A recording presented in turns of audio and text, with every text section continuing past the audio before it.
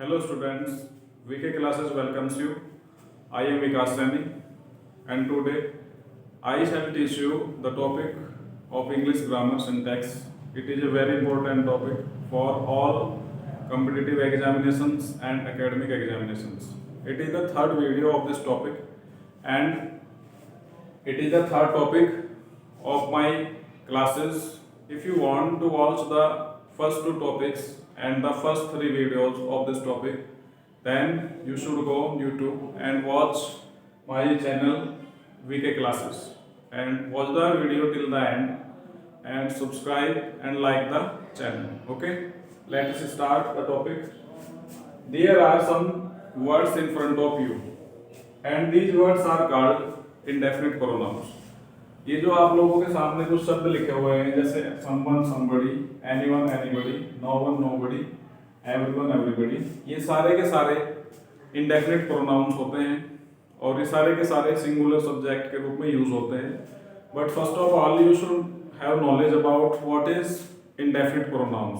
Indefinite pronoun होता क्या है? Indefinite pronoun की अगर हिंदी मीनिंग की बात करते हैं तो हिंदी मीनिंग होता है उसका अनिश्चयवाचक सर्वनाम, यानी कि अनिश्चित व्यक्ति, अनजान व्यक्ति या कोई अनजान सब्जेक्ट जिसको हम नहीं जानते हैं, जिसका हमारा कोई संबंध नहीं होता है. ओके, तो ये सारे के सारे इंडेफिनिट प्रोनाउंस हैं जिसके बारे में कोई हमें नॉलेज नहीं होती है.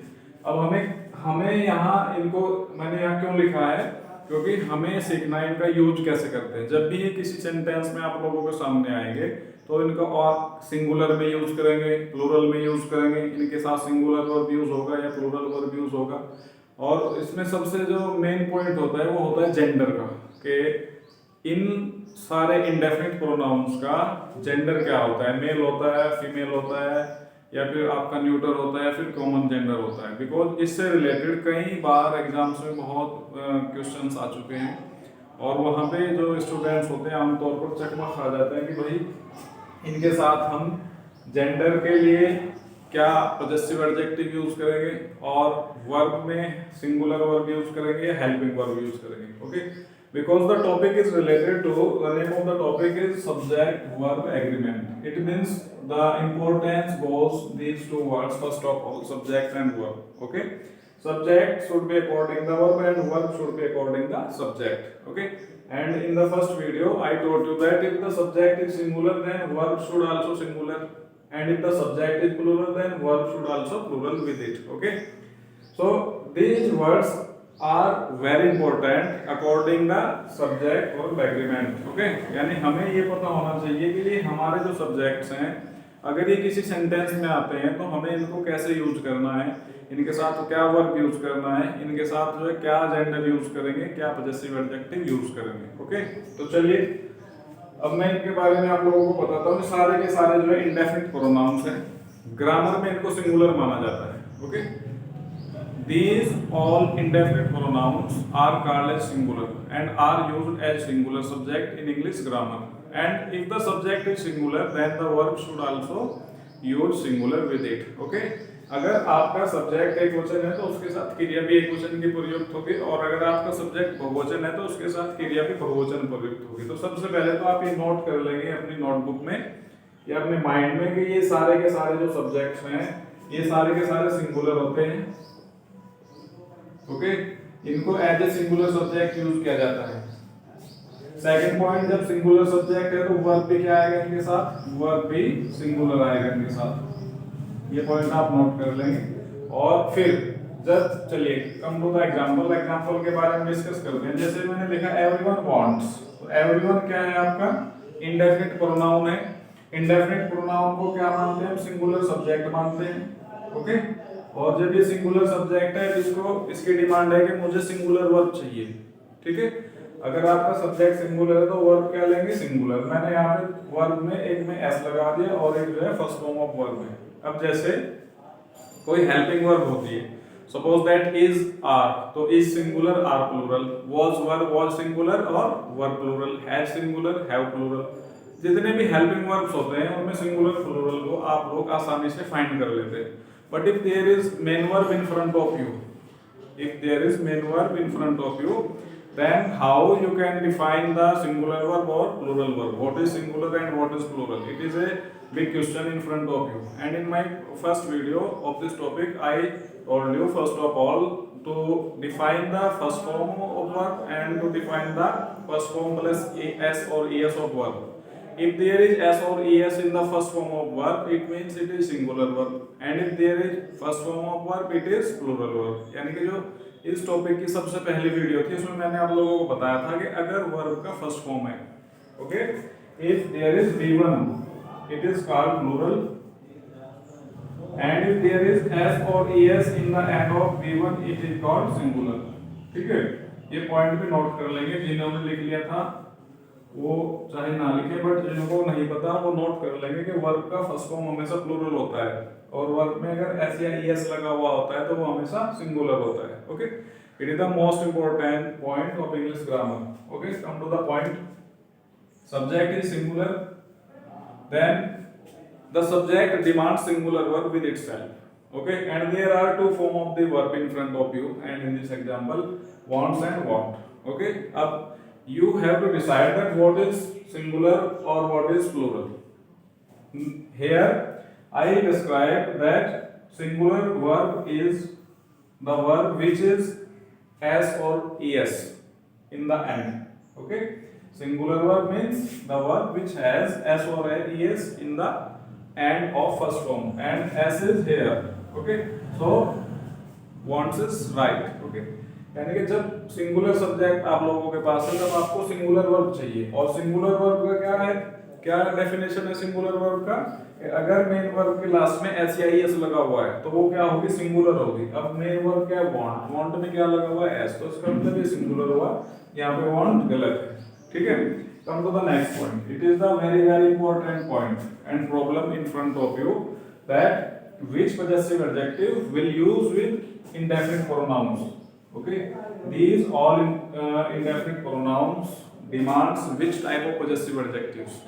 यानी कि वर्ब तो आपने फाइंड कर लिया कि जब subject singular verb singular no problem, और वर्ब का फर्स्ट फॉर्म में अगर s या es लगा हुआ है तो सिंगुलर है.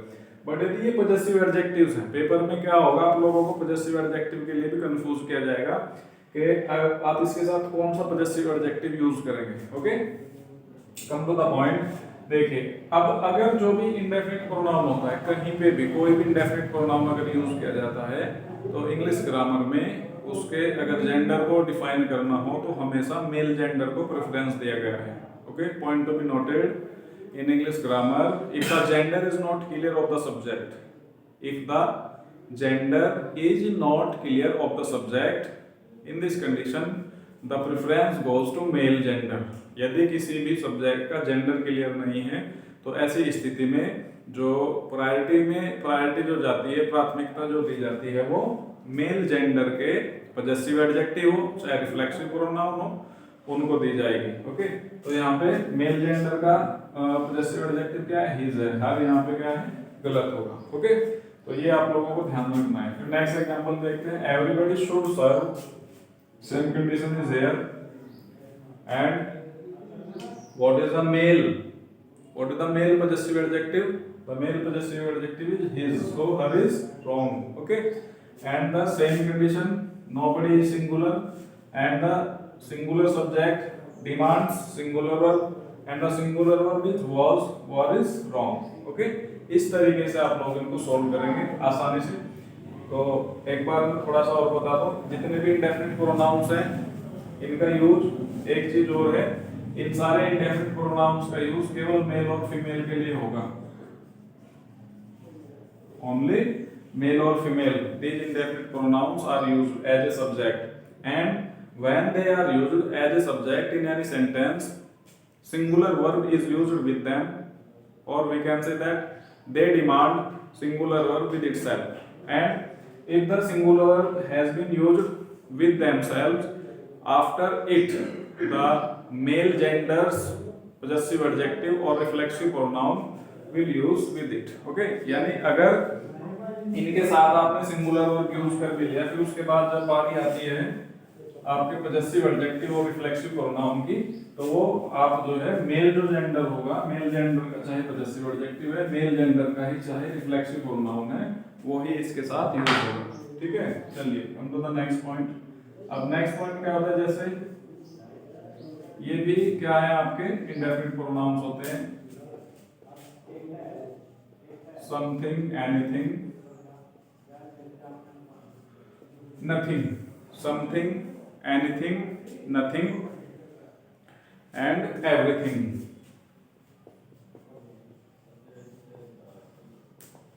इसमें भी आप ETC लिख सकते हैं, ठीक है, जो भी बचा हुआ होगा। These all are also indefinite pronouns. Okay, ये भी सारे के सारे क्या indefinite pronouns है। But what is the difference between these indefinite pronouns and those indefinite pronouns which we have written in the previous rule? The difference between these two types of indefinite pronouns is that the previous indefinite pronouns which we have written are used only male or female, and these indefinite pronouns are used for indefinite things. Okay, point to be noted. जो इससे पिछले rule में हमने indefinite pronoun लिखे थे वो सारे के सारे मेल या फीमेल के लिए यूज होते हैं, और ये जो इंडेफिनिट प्रोनाउंस हमने लिखे हैं ये सारे के सारे अनिश्चित वस्तुओं के लिए यूज होंगे, यानी कि नॉन लिविंग थिंग्स के लिए यूज होते हैं सारे के सारे इंडेफिनिट प्रोनाउंस। ये ध्यान रखेंगे। अब इनमें सिमिलरिटी क्या है? व्हाट इज द सिमिलरिटी और same condition between these two types of indefinite pronoun? Similarity ये रहेगी इनकी कि इन इंडेफिनिट प्रोनाउंस के लिए भी और उन इंडेफिनिट प्रोनाउंस के लिए भी आप जो है सिंगुलर वर्ब यूज करेंगे, ठीक है। इनके लिए सिंगुलर वर्ब यूज होगा क्योंकि इनको भी सिंगुलर माना गया है, ठीक है। तीसरी इनकी इसमें डिफरेंस क्या है? अगर इनमें प्रोनाउन की बात करते हैं तो इनके लिए इट, इट्स एंड इटसेल्फ, ये प्रोनाउंस इसके साथ यूज होंगे। ओके, देखिए जैसे एग्जांपल है everything looks and look beautiful itself or themselves, ठीक है। ध्यान से देख लेंगे इसको। अगर